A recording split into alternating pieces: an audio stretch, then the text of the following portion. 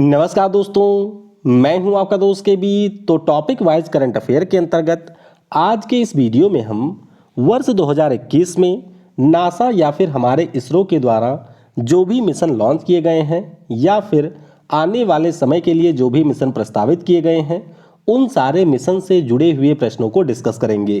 तो आने वाले समय में आपको चाहे जिस भी एग्जाम में अपीयर होना है उन सभी के लिए यह वीडियो बहुत ही ज़्यादा महत्वपूर्ण होने वाली है। तो पूरा वीडियो बहुत ही ध्यान से देखिएगा और वीडियो अगर आपको पसंद आता है तो इसे लाइक करने के साथ अपने सभी दोस्तों के साथ में शेयर जरूर करिएगा। टॉपिक वाइज करंट अफेयर में ये हमारा 8वां भाग है।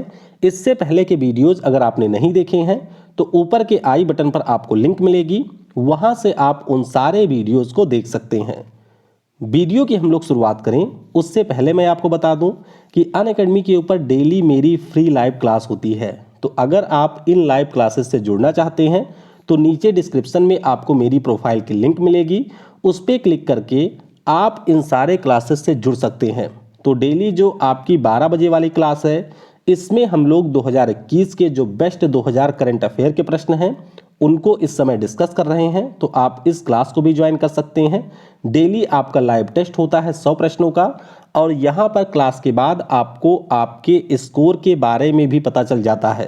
रात में जो 10 बजे वाली क्लास है इसमें हम लोग टॉपिक वाइज करंट अफेयर्स और जो भी आपके एनटीपीसी सीबीटी 1 या फिर ग्रुप डी में आपके टॉपिक वाइज जीके के प्रश्न पूछे गए हैं उनको डिस्कस कर रहे हैं। तो इन दोनों लाइव क्लास से आप लोग जरूर जुड़िए अगर आपको रेलवे के किसी भी एग्जाम में शामिल होना है।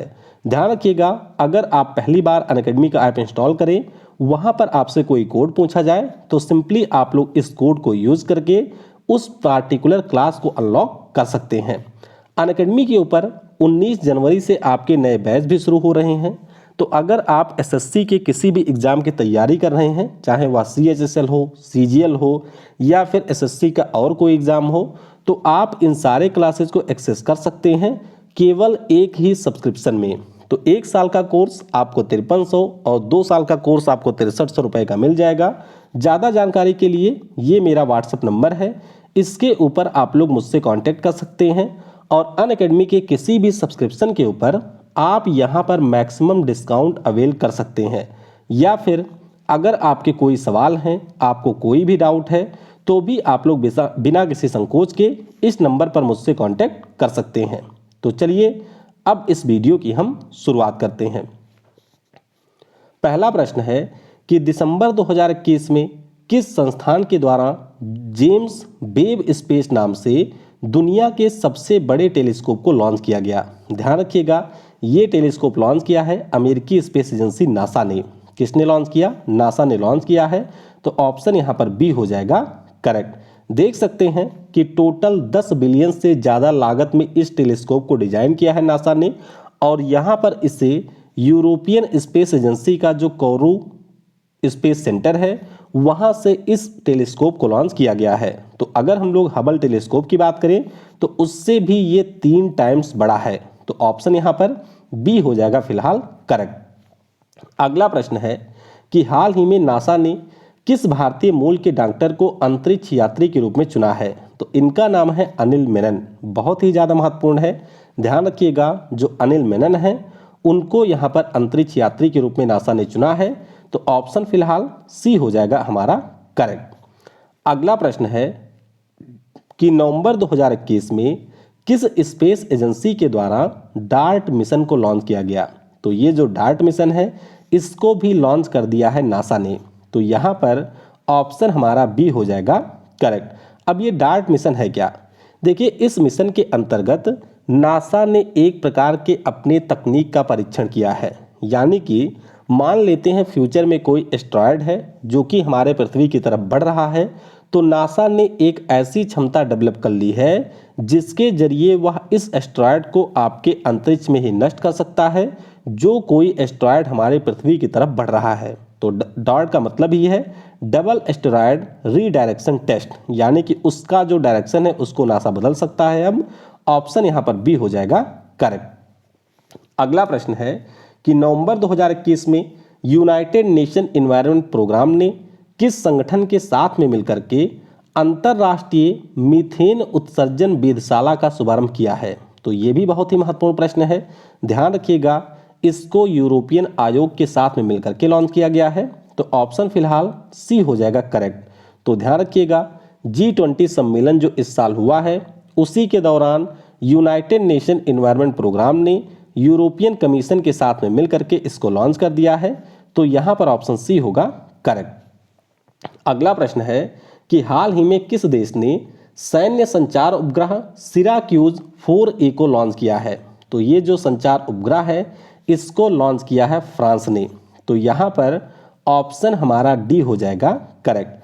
अब इसको फ्रांस ने लॉन्च क्यों किया है? देखिए, इसके पीछे का रीजन ये है कि फ्रांस तो वैसे हमारे यूरोप का कंट्री है, लेकिन अगर हम लोग फ्रांस की बात करें तो इसके बहुत सारे जो टेरिटरी हैं वह आपको पूरी दुनिया में देखने को मिलेंगे। अब जाहिर सी बात है, इसके कई सारे टेरिटरी हैं, तो इसके बहुत सारे सैनिक भी उन टेरिटरी में रहते हैं। तो इसीलिए इस संचार उपग्रह को फ्रांस ने लॉन्च किया है, जिससे ये जो आपके विभिन्न स्थानों पर फ्रांस के सैनिक हैं वे आपस में कम्युनिकेट कर सकें। तो ध्यान रखेंगे इसके बारे में, ऑप्शन डी हो जाएगा करेक्ट। अगला प्रश्न है कि नवंबर 2021 में किस देश ने विश्व के पहले पृथ्वी विज्ञान उपग्रह को लॉन्च किया? तो ये जो पहला पृथ्वी विज्ञान उपग्रह है, इसको लॉन्च किया है बंद आंखों वाले चाइना ने। किसने? चाइना ने लॉन्च कर दिया है। तो ऑप्शन फिलहाल सी हो जाएगा करेक्ट। अगला प्रश्न है कि नासा और इसरो का जो संयुक्त मिशन है, जिसका नाम है निसार। निसार का मतलब है NASA ISRO synthetic aperture radar. तो ये एक सैटेलाइट है जिसको नासा इसरो के साथ में मिलकर के 2023 में लॉन्च करेगा। तो यहाँ पर ऑप्शन बी हो जाएगा करेक्ट। अब सवाल ये उठता है कि ये मिशन किस पर्पज से लॉन्च किया जाएगा? तो जो हमारी भूमि का सरफेस है उसमें किस प्रकार से परिवर्तन आ रहा है, इसी सब के आकलन के लिए नासा इसको लॉन्च कर रहा है। तो ध्यान रखिएगा, ऑप्शन बी होगा यहाँ पर करेक्ट। अगला प्रश्न है कि 12 अगस्त 2021 को इसरो के द्वारा किस रॉकेट की सहायता से GISAT-1 सैटेलाइट को लॉन्च किया गया था? हालांकि ये जो लॉन्च है वो फेल हो गया था। अब इसको इस साल यानी कि 2022 में लॉन्च किया जाएगा। फिलहाल के लिए आप लोग ध्यान रखिएगा कि इसमें GSLV F10 रॉकेट का यूज हुआ था। तो ऑप्शन हमारा ए होगा यहाँ पर करेक्ट। अगला प्रश्न है कि अक्टूबर 2021 में नासा ने आपके कौन से ग्रह के लिए लूसी मिशन को लॉन्च किया है? तो ये जो लूसी मिशन है, इसको लॉन्च किया गया है बृहस्पति के लिए। तो ऑप्शन यहाँ पर हमारा डी हो जाएगा फिलहाल के लिए करेक्ट। दरअसल आप सभी को ये पता होगा कि जो हमारा बृहस्पति है, मान लीजिए यहाँ पर मंगल है, यहाँ पर बृहस्पति है, तो इसके बीच में आपका एक एस्ट्रॉयड बेल्ट है। एस्ट्रॉयड बेल्ट है तो जाहिर सी बात है इसमें बहुत सारे हमारे क्षुद्र ग्रह हैं। तो उन्हीं में से 8 क्षुद्र ग्रहों के अध्ययन के लिए नासा ने आपके लूसी मिशन को लॉन्च कर दिया है। तो ऑप्शन डी होगा फिलहाल करेक्ट। अगला प्रश्न है कि अक्टूबर 2021 में किस देश ने अपने पहले सौर अन्वेषण उपग्रह को लॉन्च किया है? तो ये जो सौर अन्वेषण उपग्रह है, इसको लॉन्च किया है चाइना ने। नाम इसका क्या है? तो इसका नाम है जीहे। जरूर ध्यान रखिएगा नाम, चाइना ने इसको लॉन्च किया है। तो ऑप्शन बी हो जाएगा फिलहाल के लिए करेक्ट। अगला प्रश्न है कि जून 2021 में किस स्पेस एजेंसी के द्वारा शुक्र ग्रह के लिए जो इनविजन मिशन है, इसको लॉन्च करने की घोषणा की गई? तो ये जो इनविजन मिशन है, इसको लॉन्च करेगा यूरोपियन स्पेस एजेंसी। कौन लॉन्च करेगा? यूरोपियन स्पेस एजेंसी के द्वारा इनविजन मिशन को लॉन्च किया जाएगा। तो यहाँ पर ऑप्शन बी हो जाएगा फिलहाल करेक्ट। ये देख सकते हैं एरियन 6 रॉकेट का यहाँ पर यूज करेगी यूरोपियन स्पेस एजेंसी और नासा के साथ में मिलकर के इसको लॉन्च किया जाएगा। तो यहाँ पर फिलहाल बी होगा करेक्ट। अगला प्रश्न है कि नासा के द्वारा किस ग्रह के उपग्रह के लिए यूरोपा क्लीपर मिशन को लॉन्च किया जाएगा? तो प्रश्न का उत्तर इसी प्रश्न में छिपा हुआ है। अगर आपको ये पता है कि यूरोपा किसका मून है, तो आप इसका उत्तर आसानी से दे सकते हैं। यूरोपा की बात करें तो ये हमारे बृहस्पति ग्रह का एक उपग्रह है और इसी के अध्ययन के लिए नासा के द्वारा यूरोपा क्लीपर मिशन को लॉन्च किया जाएगा। तो ध्यान रखिएगा, ऑप्शन यहाँ पर हमारा डी हो जाएगा करेक्ट।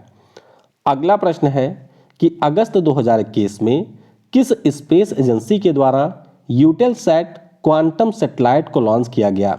तो ये जो सैटेलाइट है इसे लॉन्च कर दिया है यूरोपियन स्पेस एजेंसी ने। किसने लॉन्च किया? यूरोपियन स्पेस एजेंसी ने लॉन्च किया है। तो यहाँ पर ऑप्शन डी हो जाएगा करेक्ट। ध्यान रखिएगा, ये पहली विश्व की वाणिज्यिक रीप्रोग्रामेबल सैटेलाइट है, यानी कि यहाँ पर जो सैटेलाइट ये लॉन्च की गई है इसके प्रोग्राम को आपके पृथ्वी से कंट्रोल किया जा सकता है और इसमें परिवर्तन किया जा सकता है यूरोपियन स्पेस एजेंसी के द्वारा। तो ऑप्शन डी हो जाएगा फिलहाल करेक्ट। अगला प्रश्न है कि जुलाई 2021 में किस बिलियनियर ने न्यू शेफर्ड रॉकेट एरोप्लेन से स्पेस की यात्रा की है? तो ये जो यात्रा है ये जेफ बेजोस साहब ने किया। ऑप्शन हमारा डी हो जाएगा करेक्ट। अब इस यात्रा के बारे में आपको ये ध्यान रखना है कि टोटल 4 पर्सन हैं जो इस यात्रा में गए थे। यात्रा की खास बात क्या रही? तो खास बात यहाँ पर ये रही है कि इसमें जो आपके बैली फंग गए थे ये दुनिया के सबसे एजेड व्यक्ति बन गए हैं जो कि स्पेस में जा चुके हैं। और इसके अलावा एक इसमें लड़का गया था जिसका नाम ओलिवर डेवन है। ये दुनिया के सबसे कम उम्र के स्पेस यात्री बने हैं। तो 2 रिकॉर्ड महत्वपूर्ण बने हैं। वैली फंग सबसे अधिक उम्र के व्यक्ति बने और ओलिवर डेमन सबसे युवा बने जो कि इस यात्रा में गए थे। तो ऑप्शन डी होगा फिलहाल करेक्ट।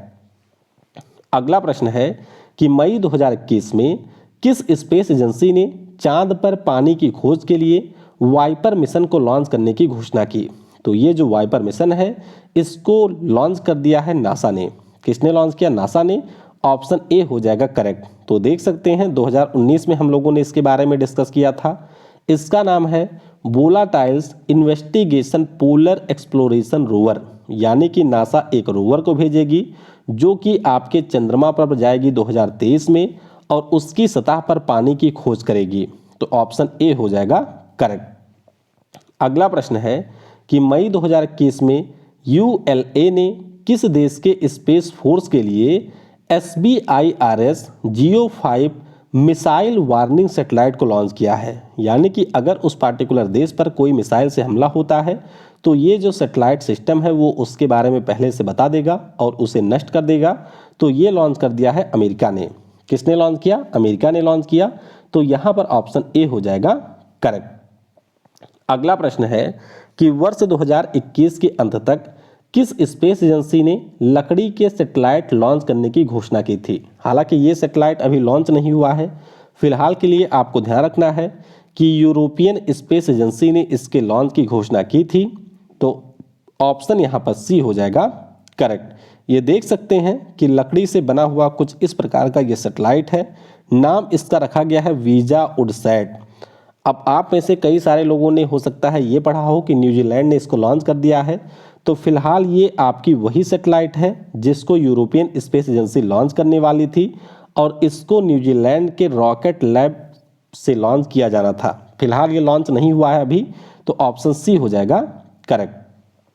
अगला प्रश्न है कि नासा का जो हबल टेलीस्कोप है इसने किस उपग्रह के ऊपर जल वाष्प के उपस्थिति का पता लगाया है? तो ध्यान रखिएगा, जो हबल टेलीस्कोप है इसने ये बताया कि जो गैनीमेड नाम का हमारा उपग्रह है इसके सरफेस पर कुछ जलवाष्प मौजूद है। तो यहाँ पर ऑप्शन ए हो जाएगा करेक्ट। दरअसल हबल टेलीस्कोप ने 1998 में एक तस्वीर ली थी और यहाँ पर उस तस्वीर के बारे में जब नासा ने एनालिसिस किया तो उनको पता चला कि बृहस्पति का ये जो चंद्रमा है गैनीमेड, इसके ऊपर आपके वाटर वेपर मौजूद हैं। तो यहाँ पर ऑप्शन ए हो जाएगा करेक्ट। अगला प्रश्न है कि नासा के द्वारा कौन से उपग्रह के लिए ड्रैगन फ्लाई मिशन को लॉन्च किया जाएगा? तो नासा के द्वारा ये जो मिशन है वो हमारे शनि का जो उपग्रह है जिसका नाम टाइटन है उसके लिए लॉन्च किया जाना है। तो ऑप्शन ए हो जाएगा फिलहाल करेक्ट। ये जो मिशन है ये जून 2027 में प्रस्तावित है और इसके अंतर्गत नासा आपके टाइटन के ऊपर एक रोटर क्राफ्ट भेजेगा। तो यहाँ पर ऑप्शन ए हो जाएगा करेक्ट। अगला प्रश्न है कि अमेरिकी स्पेस एजेंसी नासा का जो आगामी चंद्रमा के लिए मिशन है उसका नाम क्या है? ये बहुत ही महत्वपूर्ण है, ध्यान रखिएगा। इसका नाम है आर्टेमिस। क्या नाम है? आर्टेमिस इसका नाम है। तो यहाँ पर फिलहाल ऑप्शन डी हो जाएगा करेक्ट। तो इसे आपके सितंबर 2024 में लॉन्च किया जाना है और इसके अंतर्गत ये भी प्लान है कि चंद्रमा के ऊपर नासा पहली महिला को भी भेज सकता है और इसमें जो भी लोग जाएंगे वे तंबू वगैरह लगा करके चंद्रमा के ऊपर 1-1.5 महीने रुकेंगे भी। तो ध्यान रखिएगा, ऑप्शन डी होगा फिलहाल करेक्ट। अगला प्रश्न है कि वर्ष 2022 में किस देश के द्वारा सुपर बिट टेलीस्कोप को लॉन्च किया जाएगा। तो ये जो सुपर बिट टेलीस्कोप है इसको भी लॉन्च करेगा अमेरिका, यानी कि यहां पर ऑप्शन डी हो जाएगा करेक्ट। सुपर बिट की बात करें तो इसका पूरा नाम है super balloon born imaging telescope. तो आपको पता होगा कि नासा का जो हबल टेलीस्कोप है उसका समय धीरे धीरे समाप्त हो रहा है, तो उसी के स्थान पर यहाँ पर नासा नए टेलीस्कोप को लॉन्च करेगा जिसका नाम होगा सुपर बिट। तो ध्यान रखेंगे, ऑप्शन डी हो जाएगा यहाँ पर करेक्ट। अगला प्रश्न है कि जुलाई 2021 में नासा के कैसनी अंतरिक्ष यान ने किस उपग्रह पर मीथेन गैस का पता लगाया है। तो अगर हम लोग मीथेन गैस की बात करें तो इसका पता इन्होंने लगा लिया है टाइटन के ऊपर, यानी कि जो हमारे शनि का उपग्रह है टाइटन, उसी के ऊपर नासा के कैसनी अंतरिक्ष यान ने मीथेन गैस का पता लगाया है। तो यहाँ पर ऑप्शन बी हो जाएगा फिलहाल करेक्ट। अच्छा, शनि देव की बात हुई है तो आपको ये भी ध्यान रखना है कि शनि के पास में ही सबसे ज़्यादा वर्तमान में 82 उपग्रह हैं। ये प्रश्न ऑलरेडी आ चुका है परीक्षा में, तो ध्यान रखिएगा, ऑप्शन बी हो जाएगा यहाँ पर करेक्ट। अगला प्रश्न है कि इसरो के द्वारा जो पहला मानव सहित अंतरिक्ष मिशन है इसको किस वर्ष लॉन्च किया जाना प्रस्तावित है। तो ये जो मिशन है ये आपका बिना क्रू मेंबर के 2022 में लॉन्च किया जाएगा पायलट बेसिस पर, और फाइनली इसमें 2023 में हमारे देश का जो इसरो है वह भारत के पहले व्यक्ति को स्पेस में भेजेगा अपनी तरफ से। ऑप्शन यहाँ पर हो जाएगा बी फिलहाल के लिए करेक्ट। तो आपको ध्यान क्या रखना है कि 2022 में यहाँ पर भेजा जाएगा पहले हमारे क्रू को, यानी कि एक जो इन्होंने व्योमित्र नाम का रोबोट बनाया है, और फिर 2023 में यहाँ पर हम लोग भेजेंगे पहले व्यक्ति को। तो ऑप्शन बी होगा करेक्ट। अगला प्रश्न है कि भारत किस देश के साथ मिलकर शुक्र ग्रह के लिए एक मिशन को लॉन्च करेगा। तो अगर हम लोग भारत की बात करते हैं तो भारत के द्वारा यहाँ पर जो शुक्र ग्रह के लिए मिशन होगा इसे लॉन्च किया जाएगा फ्रांस के साथ मिलकर। किसके साथ? फ्रांस के साथ। तो यहाँ पर ऑप्शन बी हो जाएगा फिलहाल करेक्ट। मिशन का नाम क्या है? तो मिशन का नाम है शुक्रयान 1। तो इसे या तो 2024 के दिसंबर महीने में या फिर आपके मध्य 2026 में लॉन्च किया जाना है। इसमें आपके GSLV Mark II रॉकेट का यूज किया जाएगा। ऑप्शन बी होगा यहाँ पर करेक्ट। अगला प्रश्न है कि भारत के द्वारा जो चंद्रमा के लिए चंद्रयान 3 मिशन है यह किस वर्ष के लिए प्रस्तावित है। तो आपको पता ही होगा कि जो हमारा चंद्रयान 2 लॉन्च हुआ था 2019 में 22 जुलाई को, उसमें जो हमने लैंडर लॉन्च किया था वो क्रैश हो गया था। तो उसी मिशन को एक बार फिर से नासा इसरो लॉन्च करेगा 2022 में। तो ध्यान रखिएगा, चंद्रयान 3 इसका नाम होगा। ऑप्शन ए हो जाएगा यहाँ पर करेक्ट। अगला प्रश्न है कि किस स्पेस एजेंसी ने एक साथ 143 सैटेलाइट लॉन्च करके इसरो के रिकॉर्ड को तोड़ दिया है। तो ये जो 143 सैटेलाइट है इसको लॉन्च किया है हमारे स्पेस एक्स ने। किसने लॉन्च किया? एलोन मस्क की जो कंपनी है स्पेस एक्स, इन्होंने एक साथ 143 सैटेलाइट को लॉन्च किया। और नासा का जो इसरो का जो 2017 का रिकॉर्ड था 104 सैटेलाइट का, उस रिकॉर्ड को इन्होंने तोड़ा है। तो ध्यान रखिएगा, ऑप्शन ए हो जाएगा यहाँ पर करेक्ट। अगला प्रश्न है कि प्रोजेक्ट लून किस कंपनी की एक महत्वाकांक्षी परियोजना है। तो प्रोजेक्ट लून की बात करें, इसे लॉन्च किया था गूगल की पेरेंट कंपनी अल्फाबेट ने, जिसके अंतर्गत इनका ये टारगेट था कि जो भी दुनिया के रिमोट एरियाज हैं वहाँ पर हम लोग फ्री में इंटरनेट सुविधा प्रोवाइड कराएंगे। तो ये जो इनका मिशन है इसको इन्होंने पिछले साल बंद कर दिया है। तो ऑप्शन सी अल्फाबेट हो जाएगा यहाँ पर करेक्ट। अगला प्रश्न है कि अप्रैल 2021 में किस देश ने अपने मंगल ग्रह के रोवर का जो नाम है उसको रख दिया है जुरोंग। तो ये रखा है चाइना ने। ऑप्शन यहाँ पर डी हो जाएगा फिलहाल करेक्ट। अगर आपको याद हो तो चाइना के द्वारा वर्ष 2020 में मंगल के लिए एक मिशन को लॉन्च किया गया था जिसका नाम था तियानवेन-1। क्या नाम था? तियानवेन-1। इसी के अंतर्गत इन्होंने मंगल के ऊपर एक रोवर भेजा था और इसी रोवर का नाम अब इन्होंने रख दिया है जुरोंग। तो जरूर ध्यान रखिएगा, ऑप्शन डी हो जाएगा यहाँ पर करेक्ट। अगला प्रश्न है कि अप्रैल 2021 में किस देश के द्वारा नियो 01 नाम से एक रोबोट प्रोटोटाइप को लॉन्च किया गया। तो ये जो रोबोट प्रोटोटाइप है इसको लॉन्च किया है चाइना ने। किसने लॉन्च किया? चाइना ने। तो यहाँ पर ऑप्शन बी हो जाएगा फिलहाल के लिए करेक्ट। अब ये करेगा क्या रोबोट? तो रोबोट जाएगा और जो हमारा लो अर्थ ऑर्बिट है जहाँ पर बहुत सारे आपके सैटेलाइटों के मलबे हैं, उन मलबे को ये करेगा साफ। तो ध्यान रखेंगे, ऑप्शन बी चाइना होगा यहाँ पर करेक्ट। अगला प्रश्न है कि मई 2021 में जो अमेरिकी स्पेस एजेंसी नासा है इसके प्रशासक का कार्यभार किसने ग्रहण किया। तो नासा के जो नए प्रशासक बने हैं इनका नाम है बिल नेल्सन। जरूर ध्यान रखिएगा, ऑप्शन हमारा डी हो जाएगा करेक्ट। अगला प्रश्न है कि फरवरी 2021 में स्पेस एक्स के किस प्रोटोटाइप रॉकेट में लैंडिंग के दौरान विस्फोट हो गया। तो यहाँ पर स्पेस एक्स ने स्टारशिप SN9 को लॉन्च किया था जिसमें लैंडिंग के दौरान विस्फोट हो गया। तो यहाँ पर ऑप्शन डी होगा फिलहाल करेक्ट। अगला प्रश्न है कि फरवरी 2021 में इसरो के द्वारा किस रॉकेट की सहायता से अमेजोनिया 1 सैटेलाइट को लॉन्च किया गया। ऑलरेडी ये प्रश्न 2-3 एग्जाम में आ चुका है। तो ध्यान रखिएगा, यहाँ पर PSLV C51 रॉकेट का यूज किया गया था इसरो के द्वारा, और जो अमेजोनिया 1 नाम का सैटेलाइट है ये ब्राजील का सैटेलाइट था। तो यहाँ पर ऑप्शन डी होगा फिलहाल के लिए करेक्ट। अगला प्रश्न है कि 9 फरवरी 2021 को किस देश के होप प्रोब मिशन ने मंगल की कक्षा में प्रवेश किया है। तो ये जो होप प्रोब मिशन है इसको लॉन्च किया था UAE ने, जो कि पहला अरब कंट्री बना है जिसने मंगल के लिए किसी मिशन को लॉन्च किया है। तो यहाँ पर ऑप्शन सी हो जाएगा हमारा करेक्ट। अगला प्रश्न है कि जून 2021 में नासा ने किस ग्रह के लिए 2 मिशन डाविंसी प्लस और वेरिटास को लॉन्च करने की घोषणा की है। तो ये जो दोनों मिशन हैं वो आपके लॉन्च किए जाएंगे शुक्र ग्रह के लिए। बहुत ही महत्वपूर्ण है, जरूर ध्यान रखिएगा। एक का नाम डाविंसी प्लस है, दूसरे का नाम है वेरिटास।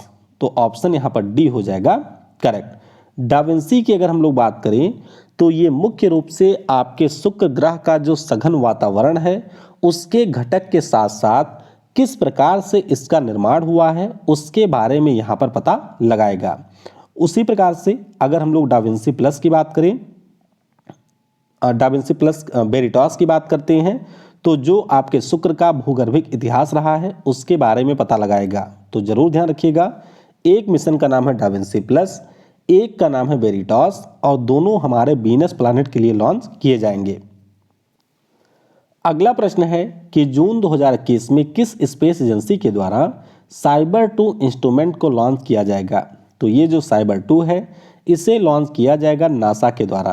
किसके द्वारा? नासा के द्वारा। तो यहाँ पर ऑप्शन ए हो जाएगा फिलहाल के लिए करेक्ट। तो देख सकते हैं ये जो आपके नासा का मिशन है इसका मुख्य रूप से उद्देश्य यही है कि हमारे ब्रह्मांड में जो तारों की संख्या है वह कितनी है उसी के बारे में ये पता लगाएगा। तो नासा ने इसको लॉन्च किया है, ऑप्शन ए हो जाएगा करेक्ट।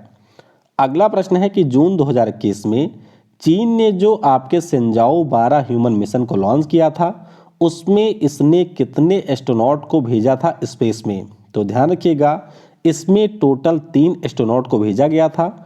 ऑप्शन यहाँ पर सी हो जाएगा फिलहाल करेक्ट। तो ये देख सकते हैं ये 3 लोग हैं और इनका मुख्य रूप से पर्पस था कि जो चाइना अपने स्पेस स्टेशन का निर्माण कर रहा है उसके जो कुछ सामान है उसको इन्होंने असेंबल किया था।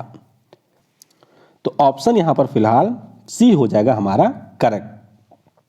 अच्छा, साइबर 2 तो मैंने आपको बता ही दिया है कि इसे नासा ने लॉन्च किया है, तो यहाँ पर ऑप्शन ए हो जाएगा करेक्ट। अगला प्रश्न है कि अप्रैल 2021 में किस स्पेस एजेंसी के द्वारा सील्ड्स मिशन को सफलतापूर्वक लॉन्च किया गया। तो ये जो सील्ड्स मिशन है इसको भी नासा ने ही लॉन्च किया है। ऑप्शन हमारा सी हो जाएगा करेक्ट। अच्छा, सील्ड्स का नाम भी ध्यान रखिएगा, इसका पूरा नाम है spatial heterodyne interferometric emission line dynamics spectrometer.